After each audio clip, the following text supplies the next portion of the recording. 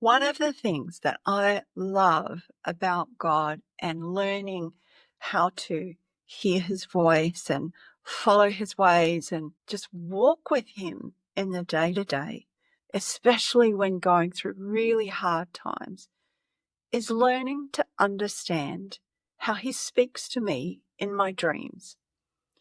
And what I'm going to share with you in this particular episode are just some principles that I've learned over time practicing the art of discerning, recognizing God in dreams. And also with that, some methods around remembering our dreams and implementing what we get from that.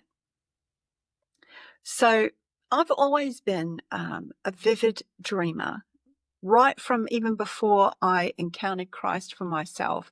In the lead up to that, there were, you could say, breadcrumb trails of moments where God had been speaking to me and leading me down a particular path or along a particular path. And dreams definitely featured as one of the ways that he was guiding me and leading me. To give you the context there, I was in my early 20s and I'd had an encounter where I had gone to a seance with friends. They invited me over, and something happened in the spiritual realm that really shocked me and made me realize that there was more to life than we could physically feel and touch. And that launched me into a quest. I became so spiritually hungry. And so you could find me in any bookshop and I would just be devouring all kinds of books around things like the afterlife and dream interpretation and spirituality. And through that process, found myself going down a tunnel, a path, not a tunnel, maybe it was, of looking into, the New Age movement and practicing a whole bunch of different things like tarot card reading. And I would go and consult with a medium and a clairvoyant over time and things like that. I was just so hungry. And I wasn't raised in church at all. I had some Sunday school as a child, but that was it. And then there I was doing my own thing with my crystals and my meditation, my transcendental meditations and all these kinds of things, searching and looking. My mum rang me and said, "Julie, I've got some news. I've become a Christian." In my inside voice, I thought to myself, "Oh, great. She's just going to get ripped off. They're going to take her money." That was my perception of church in my 20s. Luckily for me, I kept my inside voice to myself and I simply said to her, "That's great, Mum. That's good for you. That's awesome." Well, she got her church praying for me. And what I found happening is I'd have these random thoughts. I wonder if I did this thing for this person that would make Jesus happy. And what's God really like? And I asked a friend, "Hey, do you have a Bible? Can I borrow a Bible from you?" And so she'd give me her Bible. And then I started having these dreams. And the dream was always the same, where I would be standing halfway up a staircase and I'd have an angel on one side and a demon on the other pulling me like this. And the only way that I could wake myself up out of the dream was by reciting the Lord's Prayer, which I must have learned from Sunday school. And I would get as far as, have "Our Father who art in heaven," and then I would wake up. And this happened many times. And so for that reason, dreams have always been a pivotal part of my journey and my walk with God. And one of the things that I have learned in that is sometimes the very early hours of the morning, the moment that I'm beginning to wake up, one of the tactics that I learned in terms of remembering dreams was I would just focus on either a feeling from the dream or a sense of a color from the dream if it wasn't especially vivid. I was just looking for a thread to start pulling on, if that makes sense. And when I would find that thread, more of the memory of the dream would come to my mind. And so I would write it down. How do I know if what I have dreamt about is a dream from God or not? You might either be encouraged by the answer to that question, in my opinion and experience, or maybe disappointed. The answer to the question is, it depends on a lot of things. So it depends on what you were thinking about the night before you went to sleep, what was on your mind the day before. So I would put myself through, I'd ask myself several different questions as I'm remembering the dream and I'm analyzing it. Okay. Was there something that I watched either on television or on my phone that has got potentially anything to do with what I saw in the dream? And if I could see a connection, then I kind of didn't pay too much attention to the dream. I've had that dream because I saw this particular image or the scene or whatever the case may be. Then I would ask myself the question, what was I thinking about during the day?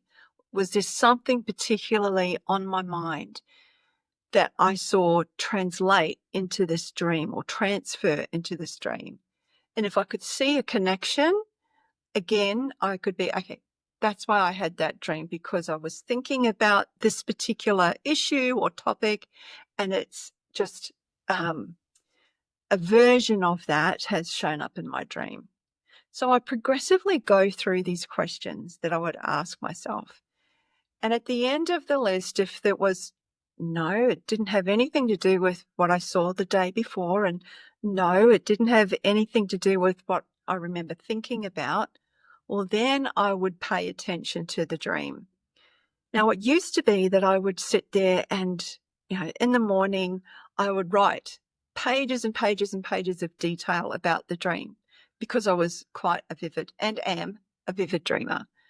That doesn't always work when you're really pressed for time. So the method that I implemented when I was time poor was just to write the highlights as triggers to help remember other aspects of the dream. And so it was just dot points. What was the main theme of the dream? What seemed to be highlighted to me in the dream in terms of a conversation or a word or a person or a color? And I would just capture those that way. Now, in terms of the question of, was God involved? Was God speaking to me in that dream or not? And I said, it depends. What I've often found is that I capture the dream to the best of my ability. I pray over it. And then as the day unfolds or even as the week unfolds, I guess you could say my radar, my senses are just heightened and extra aware of looking for other aspects that God might bring to my attention that relates to the dream. And I can give you an example of that that's a little bit flipped in an opposite way. It'll make sense when I tell you this story. So, and this story is also a beautiful, precious example of how God can bring emotional healing through dreams. And when I tell you this story, I don't want you to think to yourself, that's a beautiful story, but, that happened to you. It wouldn't happen to me. The story I'm about to tell you is my testimony and can be your prophecy. In other words, God did this for me. He can do it for you as well, if that's a desire in your heart. So, context. I never knew my biological father. I found out at the age of 11, I think it was, that the person who'd raised me wasn't my biological dad. And then as I, grew into my being a teenager and all that sort of thing and into my adult life, I knew some information about my biological father, such as his name and where he was from and how he and my mother met. But that was it. Later in life, when I did become a Christian, one of the first things that lit me up from the inside was realizing that God is my Father, and realizing that I'd stepped into this massive family that I didn't previously have. So that was really beautiful. Coming back to the dream. So it was over a series of 3 nights. And this series 1, night 1, was where I had a very, very vivid dream. In the morning, when I'm reading the news, I see an image, a photograph of an event that happened on the other side of the world that matched exactly what I dreamt about.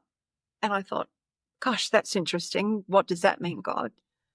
That night, the following night, I had another dream, a very vivid dream. And again, in the news the next day was an image that was exactly from a scene I saw in my dream from another location in the world. And I called out to my husband. So this is day 3 now. I called out to my husband. I said, whatever I dream about tonight, I need to pay attention because God's about to tell me something.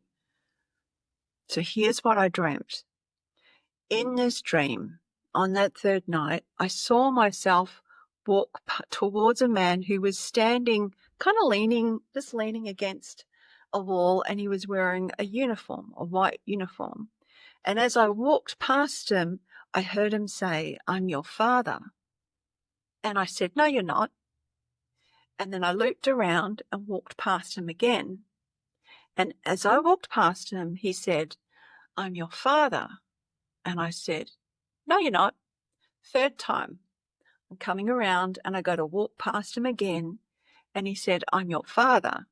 And this time I stopped and I looked at his face and I saw my likeness in his face. And I remember in the dream, like it was last night, but it was years ago, I saw my likeness in his face and I just crumbled in a heap on the ground, sobbing and sobbing with joy.